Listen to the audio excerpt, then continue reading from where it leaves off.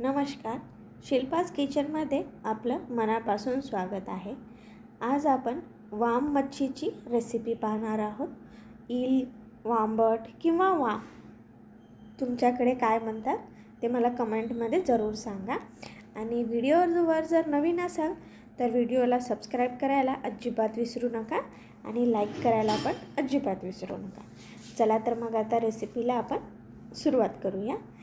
ही झटपट होते रेसिपी आणि खूप टेस्टी लागते आणि ही फिश खूपच छान होते। एकदम ही जे पीसेस मटनसारखे सॉलिड होतात। तर रेसिपी सुरुवात करूया।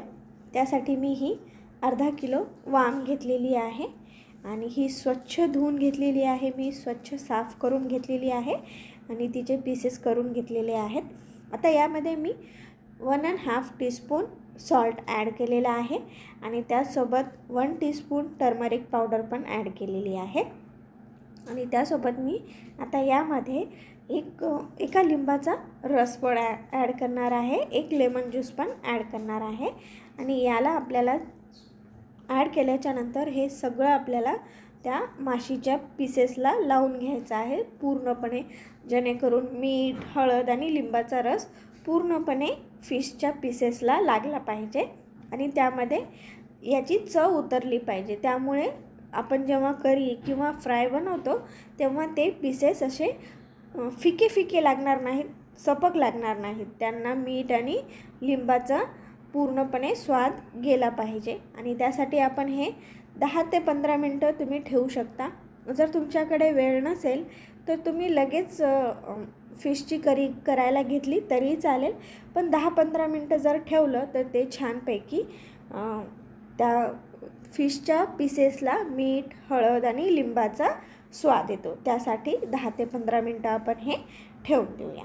10 ते 15 मिनटं मी ठेवलेलं आहे आणि आता इकडे कढई घेतलेली आहे मी आणि कढईमध्ये मी 4 टेबलस्पून ऑइल टाकलेलं आहे आणि तेल चांगलं गरम झाल्याच्या नंतर नॉनव्हेजला थोडंसं जास्तच तेल वापरतो आपण आणि तुम्ही जर तेल कमी जास्त करायची इच्छा असेल तर तुम्ही कमी जास्त करू शकता।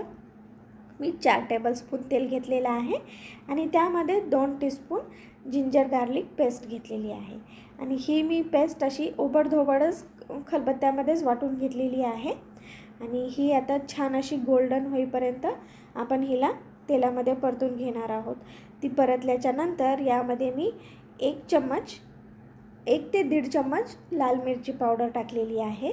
तुम्ही तुमच्या चवीनुसार कमी जास्त करू शकता आणि याला पण 1 ते 2 सेकंद आपण तेलामध्ये परतून घेऊया। आणि त्यानंतर आता यामध्ये मी काळा मसाला टाकणार आहे। या काळ्या मसाल्याची रेसिपी आपल्या चॅनलवर आहे, याची लिंक मी डिस्क्रिप्शन बॉक्समध्ये देते आणि याचा या व्हिडिओच्या शेवटी मी एंड स्क्रीनला लावते, तुम्ही नक्की पहा। आणि असा मसाला करून ठेवल्याच्या नंतर तुम्ही पटकन नॉनव्हेज किंवा व्हेज असं काही बनवायची इच्छा झाली तर तुम्ही लगेच बस अद्रक लसणची पेस्ट टाकून तुम्ही तयार करू शकता। माझ्याकडे हा मसाला तयार होता म्हणून अगदी 10 ते 15 मिनटामध्ये ही भाजी तयार झाली।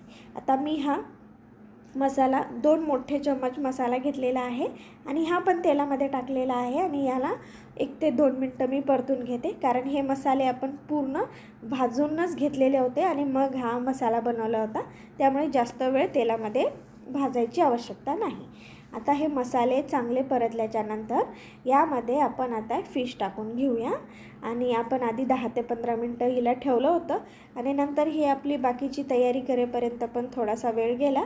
आता हे मी टाकत आहे, त्याचं जे पाणी आहे, जे मीठ आणि लिंबाचा रस टाकल्यावर ह्या फिशला जे पाणी सुटतं ते टाकायचं नाही आहे, कारण त्यामध्ये या फिशचा स्ट्रॉंग स्मेल असतो, त्यामुळे ते तुम्ही टाकू नका। फक्त पीसेस उचला आणि ते पीसेसच तुम्ही यामध्ये टाकून द्या आणि हे पूर्ण पीसेस टाकल्याच्या नंतर आपल्याला व्यवस्थित असं या सगळ्या मसाल्यामध्ये ते परतून घ्यायचं आहे। आणि यासोबत मला या फिशचे अंडे पण मिळाले होते, त्यामुळे मी ते पण टाकत आहे आणि याला आता आपल्याला या मसाल्यात आणि या तेलातच याला परतून घ्यायचं आहे चांगलं।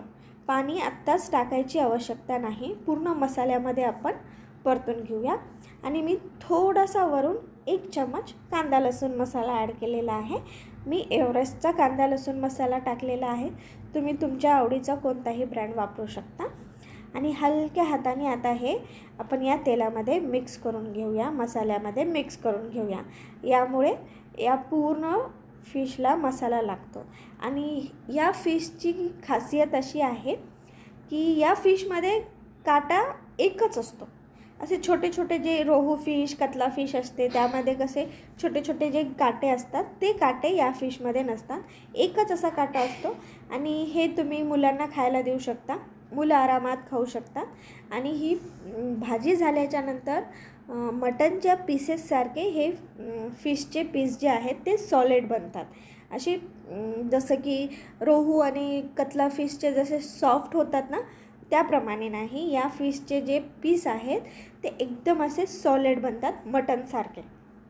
त्यामुळे ही फिश खायला खूप छान लागते आणि मुलं खूप आरामात खाऊ शकतात, कारण त्यामध्ये एकच काटा असतो. तुम्ही फ्राय किंवा करी बनवली तरीही चालते. आता मी पूर्ण मसाला लावून घेतल्याच्यानंतर, परतून घेतल्याच्यानंतर याला 10 ते 15 मिनटं मी चांगलं कवर करून शिजून घेतलेलं आहे.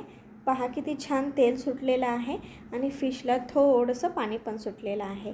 आता यामध्ये आपण थोडंसं गरम पाणी करून ॲड करूया. मी माझ्या आवश्यकतेनुसार पाणी ॲड करणार आहे. मला जास्त रस्सा नको आहे यामध्ये, मला हलकासाच रस्सा पाहिजे.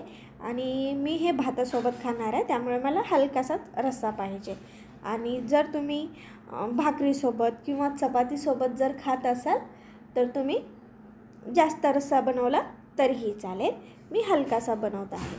आता यामध्ये पाणी टाकल्याच्यानंतर हलक्या हाताने आपण हिला मिक्स करून घेऊ.